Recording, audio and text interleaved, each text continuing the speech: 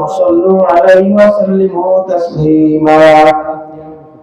اللهم صل على سيدنا ونبينا وشفينا وحبيبنا مولانا محمد صلى الله عليه وعلى آله وصحبه وبارك وسلم.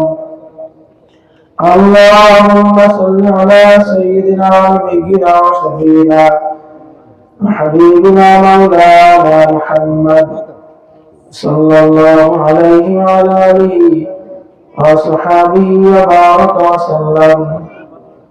الحمد لله.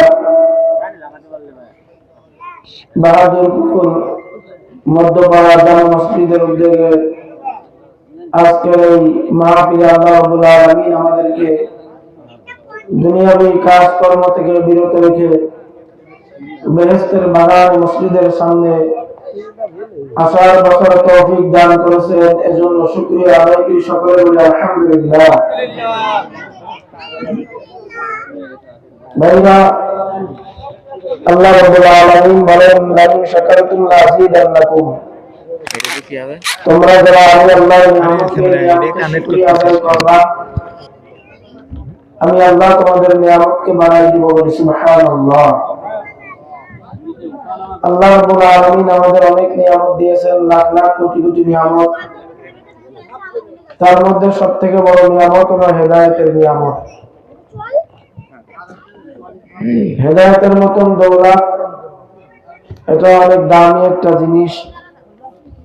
আমি আপনি দুনিয়াতে আসার আগে আল্লাহর কাছে মুনাজাত করি নাই, দোয়াও করি নাই, না বলাই না চাই আল্লাহ রাব্বুল আলামিন আপনাকে আমাকে হেদায়েতের মতন এক দামি দৌলত দান করেছেন।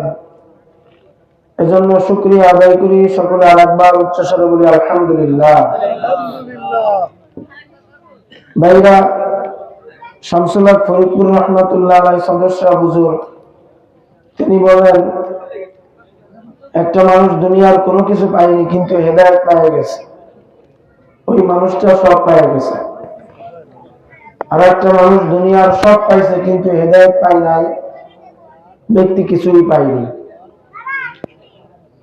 উদাহরণস্বরূপ মাআরিফে মাসনবীর মধ্যে একটা ঘটনা লেখছে যে এক বাদশা তার গোলামকে খুব মহব্বত করত। রাজ দরবারে মন্ত্রী পরিষদের কাছে এটা খুব ভালো দেখায় না। মন্ত্রীরা ভাবে যে বাদশা গোলামকে এত মহব্বত কেন করে, কিন্তু গোলাম ছিল সাচ্চা গোলাম। গোলাম নিজের জীবন